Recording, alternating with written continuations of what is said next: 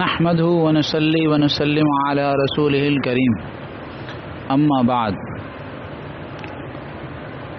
हदीस पाक में ईमान जे शोबन जो ज़िक्र है।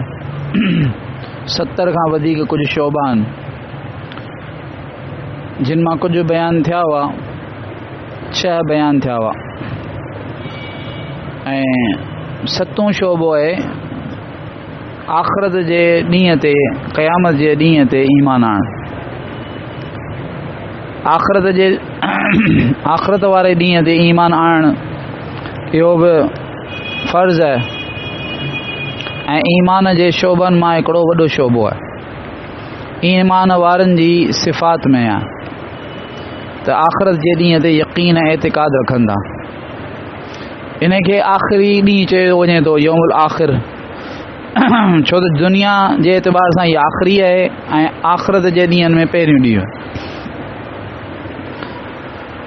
आख़िरत ऐं क़यामत जे ते ईमान रखण सां गॾोगॾु इहो बि लाज़िम आहे त उन सां गॾु जेके ताल्लुक़ रखण वारियूं शयूं आहिनि, मसलन क़बर में फ़रिश्तनि जो सुवाल ऐं अज़ाब क़बर, मुनकर नकीर जो सुवाल, इहो सभु कुझु हक़ आहे, बरहक़ आहे ऐं इन खे मञणु।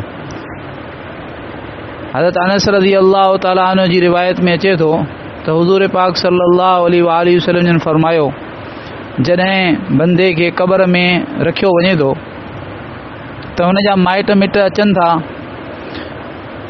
त हू मुर्दो जेको आहे उन्हनि जे यानी हलण जो जुतनि जो जेको आवाज़ आहे उहो ॿुधे थो ऐं उन वटि 2 फ़रिश्ता अचनि था ऐं उन खे अची विहारींदा ऐं हुज़ूर पाक सल्लल्लाहु अलैहि वसल्लम जे बारे में सवाल कनि था त तूं हिननि जे बारे में कहिड़ो अक़ीदो रखींदो, त हू जवाबु ॾिए थो ऐं इन ॻाल्हि जी गवाही ॾिए थो त बेशक हज़रत मुहम्मद सल्लल्लाहु अलैहि वसल्लम अल्लाह ताला जा बंदा ऐं अल्लाह जा रसूल। पोइ वरी उन खे चयो वञे थो, तूं पंहिंजो ठिकाणो दोज़ख में ॾिस, अल्लाह ताला हिन जे बदिले में तोखे जन्नत जो हिकिड़ो मक़ाम अता कयो आहे। पोइ उहो बंदो उन्हनि ॿिन्ही ठिकाणनि खे ॾिसे थो ऐं मुनाफ़िक़ ऐं काफ़िर जेको आहे उन खां पुछो वञे थो रसूलुल्लाह सल्लल्लाहु अलैहि वसल्लम जे बारे में, त यानी हज़रत मुहम्मद सल्लल्लाहु अलैहि वसल्लम जे बारे में तूं कहिड़ो अक़ीदो रखींदो? हू चए थो त को बि अक़ीदो कोन्हे, कुझु बि कोन थो ॼाणा। ईमान वारा जेको कुझु चवंदा हुआ आउं बि ईअं चवंदो हुउसि।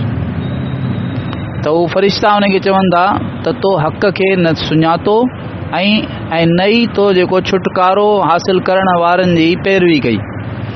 पोइ लोह जो हिकिड़ो मुतरको खणी उन खे हणनि था, जो हुन जे दाहुनि जो जेको आवाज़ आहे उहो वेझा जेके जानवर ऐं फ़रिश्ता सभु ॿुधनि था, सवाइ इंसाननि ऐं जिन्ननि जे। अहिड़े तरीक़े सां इहा मिशकात शरीफ़ जी हदीस आहे जेका मुत्तफ़क़ अलैह आहे, यानी बुखारी ऐं मुस्लिम में ही लफ़्ज़ जेके बुखारी जा। अहिड़े तरीक़े सां हज़रत बरा इब्न आज़िब रज़ी अल्लाह ताला अन्हु जी हदीस आहे जंहिंमें सरीह तौर ते, वाज़े तौर ते मुनकर नकीर जे सवाल जा जवाब आहिनि ऐं उन में इहो आहे त मुर्दे जे जिस्म में रूह मोटायो वञे थो त हू फ़रिश्ता उन खां पुछनि था मन रब्बुक, त हू चए फ़यक़ूल रब्बी अल्लाह। फ़रिश्ता पुछंदा तुंहिंजो रब केरु आहे? जवाबु ॾिए थो त मुंहिंजो रब यानी मुंहिंजो रब अल्लाह आहे। पोइ पुछंदा मां दीनुक, तुंहिंजो दीन छा आहे?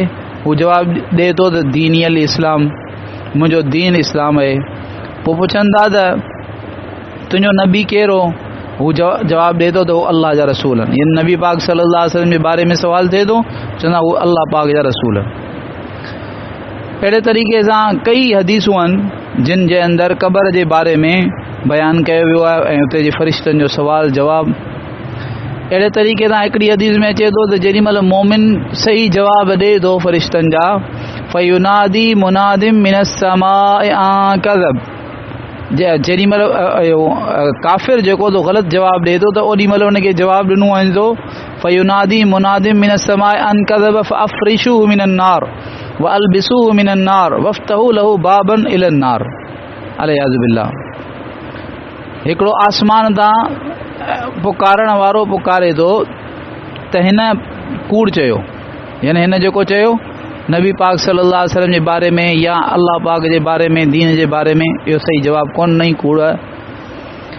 हिन खे हिन जे लाइ बाहि जो हिकिड़ो बिस्तरो विछायो ऐं हिन खे बाहि जो लिबास पारायो ऐं हिन जे लाइ बाहि जो हिकिड़ो दरवाज़ो खोलियो। त क़ुरान पाक में बि यानी अहिड़ियूं आयतूं आहिनि जिन सां दलालत थिए थी क़बर जे अज़ाब ऐं राहत ते। जेके यानी फ़िरौन वारा जेके ग़रक़ थिया उन्हनि जे बारे में अल्लाह रब्बुल आलमीन फरमायो मिम्मा ख़तीआतिहिम उग़रिक़ू फ़उदख़िलू नारा, पंहिंजे गुनाहनि जे करे समुंड में ॿुॾा ॿोड़िया विया फ़उदख़िलू नारा, पोइ उन्हनि खे दाख़िल कयो वियो बाहि में। यानी इहा जेका बाहि फ़ा जो लफ़्ज़ आयो आहे, फ़ा चइबो आहे फ़ौरन पोइ, फ़ौरन थो यानी वक़फ़े सां फ़ौरन पोइ। त इन जो मतिलबु आहे त उलमा इकराम फरमाईंदा त हिननि खे जीअं ई ग़रक़ थिया फ़िरौन वारा त फ़ौरन बाहि में दाख़िल कयो वियो। हालांकि हूअं जेको इंसान जहन्नम जी बाहि जो फ़ैसिलो थींदो उहो त क़यामत खां पोइ थींदो, ही फ़ौरन कहिड़ी बाहि में दाख़िल कया विया त उलमा फरमाईंदा इहो अज़ाब क़बर हो। अहिड़े तरीक़े सां ॿियूं केतिरियूं आयतूं आहिनि जिन जे अंदरि जेको आहे सो इहो अचे थो। इन करे अहले सुन्नत वल जमात जो अक़ीदो ऐं मसलक इहो ई आहे त क़बर जो अज़ाब बि हक़ आहे, सचो आहे।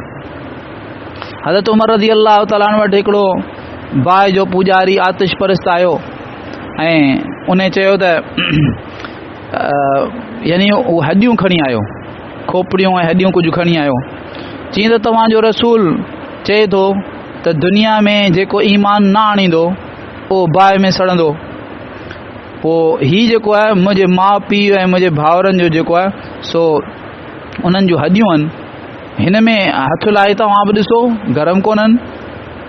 त पोइ जेको तो नौज़ बिल्ला यानी पोइ कहिड़ो हिननि खे अज़ाब आहे। त हज़रत फारूक आज़म रज़ी अल्लाह तआला अन्हु लोह जो हिकिड़ो टुकुर खणी ऐं पत्थर पियो, उन पत्थर ते हयो त उन मां चिणग निकिती। त हुनखे चयईं मजूसीअ खे त भई हीअ बाहि किथां निकिती आहे, ॾिस तूं हुन ते हथु रखो गरम आहे, इहो पत्थर गरम कोन्हे, लोह गरम कोन्हे, पोइ बाहि किथां निकिती। हुन चयो त इन में बाहि इन में आहे जेका रगड़ सां निकिती आहे। चई त पोइ ईअं छो कोन थो थी सघे त इहो ज़ाहिर में तोखे त नज़र कोन थो अचे, तुंहिंजे हथ खे त थधो पियो महसूसु थिए, पर अंदरि इन में बाहि हुजे, इन खोपड़ीअ में इन्हनि हॾियुनि में। अल्लाह पाक ईअं छो कोन थो करे सघे, अल्लाह इन ॻाल्हि ते क़ादिर। उन करे असल में इहे सभु शयूं जेके इहे ग़ैबी आहिनि, जेकॾहिं कंहिं मुर्दे खे असां दफ़नायूं न बल्कि असां शीशे जे फ्रेम में उनखे रखी छॾियूं ऐं वेठा इनखे ॾिसूं त भई हिन वटि त को फ़रिश्तो कोन आयो, को उथी कोन वेठो, हिन खां को सवाल जवाबु कोन थियो, हालांकि हदीस में सभु कुझु अचे थो।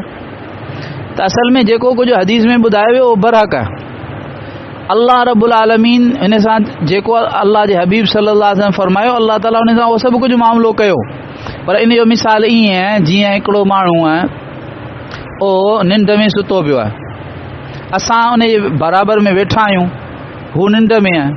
जेॾी महिल निंड मां उथियो त हुन चयो त भई आऊं त अलाए किथां किथां घुमी आयो आहियां, आऊं त जेको सो मक्कतुल मुकरमा वयसि, मूं जेको सो उते उमिरो कयो, उन खां पोइ जेको सो मूं हीअ शयूं खाधियूं, हीअ पीतो, या मूंखे हीअ तकलीफ़ूं हुयूं, हीअ मूंसां थियो, मूंखे माण्हुनि जेको धक बि हया, नांग हुआ, विछूं हुआ, हीअ हुआ।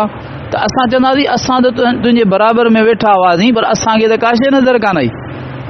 ईअं जेको आहे सो मुर्दो जेको आहे उन सां सभु कुझु थिए थो उहो जेको अल्लाह पाक रसूलुल्लाह सल्लल्लाहु अलैहि वसल्लम जे ज़बानी फरमायो आहे। पर इहा हिते हीउ जेको आलम आहे दुनिया जो उहो ॿियो आलम आहे ऐं हू जेको बरज़ख जो आलम आहे उहो ॿियो आलम आहे।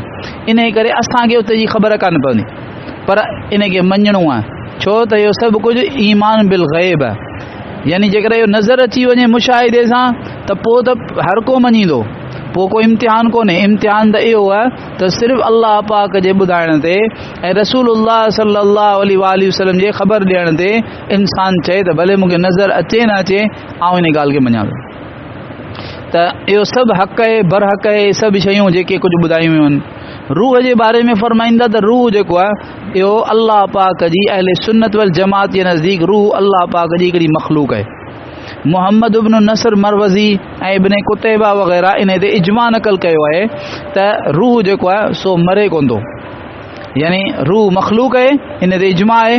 पर रूह खे बि मौत अचे थो या कोन थो अचे, इन में ॿ कौल आहिनि ऐं सही कौल इहो आहे त रूह खे जेको आहे सो मौत कोन थो अचे, बल्कि उन जे लाइ बका तय आहे ऐं जिस्मनि ते मौत अचे थो।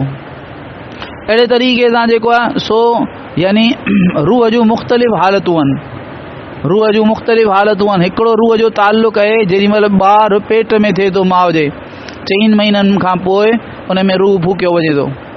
ॿियो जेॾीमहिल ॿारु ॿाहिरि अचे थो ओॾी महिल जेको उन जे जिस्म सां रूह जो ताल्लुक़ आहे उहो मुख़्तलिफ़ आहे पहिरें खां।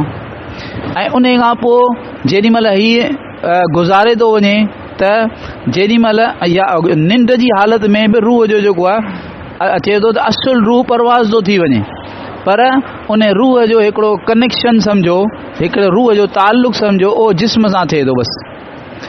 अच्छा, टियों आहे जेॾीमहिल इंसानु गुज़ारे थो वञे त पोइ रूह त असुल त हलियो वियो, पर रूह जो हिकिड़ो ताल्लुक़ एतिरो जिस्म सां रहे थो जंहिंसां ही इंसान जेको आहे उहो तकलीफ़ खे जेकर हिन खे अज़ाब थिए त उहो बि बर्दाश्त यानी महसूसु करे जिस्म, ऐं जेकर हिन खे जेका राहत बि अचे त उहा बि जिस्म जेको थो हुन खे महसूसु करे। ऐं हिकिड़ो वरी ताल्लुक़ उहो जेको क़बरुनि मां उथण खां पोइ जेको रूह जो जिस्म सां ताल्लुक़ थींदो उहो हिते दुनिया में फरमाईंदा त असुल जेके आहे न असुल जिस्म आहे, रूह उन जो ताबे आहे। असुल जिस्म आहे, रूह जेको आहे उहो उन जो ताबे आहे। अहिड़े तरीक़े सां जेको आहे सो ये जेके अहकाम आहिनि यानी बरज़ख जा क़बर जा जेके अहकाम आहिनि उन जे अंदरि असुल ताल्लुक़ रूह जो आहे ऐं जिस्म उन जे ताबे आहे। वरी आख़िरत यानी क़बरुनि मां उथण खां पोइ ॿई जेके न असल आहिनि, यानी रूह बि असल आहे जिस्म बि असल आहे। दुनिया में जिस्म असल है, रूह उन जे ताबे है। क़बर में रूह असल है, जिस्म उन जे ताबे है। पर आख़िरत जे एतबार सां रूह बि असल है ऐं जिस्म बि असल है। पूरे तरीक़े सां जेको तो मुकम्मल तरीक़े सां जेको कुझु उते उन इंसान खे पेश ईंदो उहो रूह बि मुकम्मल तरीक़े सां जेको आहे सो महसूसु कंदो ऐं जिस्म बि मुकम्मल तरीक़े सां महसूसु कंदो। अल्लाह रब्बुल आलमीन असां सभिनी खे तौफ़ीक़ अता फ़रमाए तमामु अक़ाइद खे सही रखण जी ऐं पंहिंजी आख़िरत जो फ़िक्र करण जी तौफ़ीक़ अता फ़रमाए। हीअ जेका ज़िंदगी अल्लाह पाक असांखे अता फ़रमाई आहे उहा इन लाइ ॾिनी आहे त असां पंहिंजे आख़िरत खे दुरुस्त करियूं। अल्लाह ताला इन जी असांखे पूरी उम्मत मुस्लिमा खे तौफ़ीक़ अता फ़रमाए। या अरहमर राहिमीन या अरहमर राहिमीन या अरहमर राहिमीन या ज़ल जलाली वल इकराम या ज़ल जलाली वल इकराम या ज़ल जलाली वल इकराम। अल्लाहुम्मा सल्लि अला सय्यिदिना मुहम्मद व अला आलि मुहम्मद कमा सल्लैता अला इब्राहीम व अला आलि इब्राहीम इन्नका हमीदुम मजीद। अल्लाहुम्मा बारिक अला मुहम्मद व अला आलि मुहम्मद कमा बारकता अला इब्राहीम व अला आलि इब्राहीम इन्नका हमीदुम मजीद। रब्बना आतिना फिद दुनिया हसना व फिल आखिरति हसना व क़िना अज़ाबन नार व सल्लल्लाहु तआला अला हबीबी मुहम्मद व अला आलिहि व अस्हाबी व बारिक वसल्लम। आमीन आमीन। सुब्हानल्लाह व बिहम्दिही।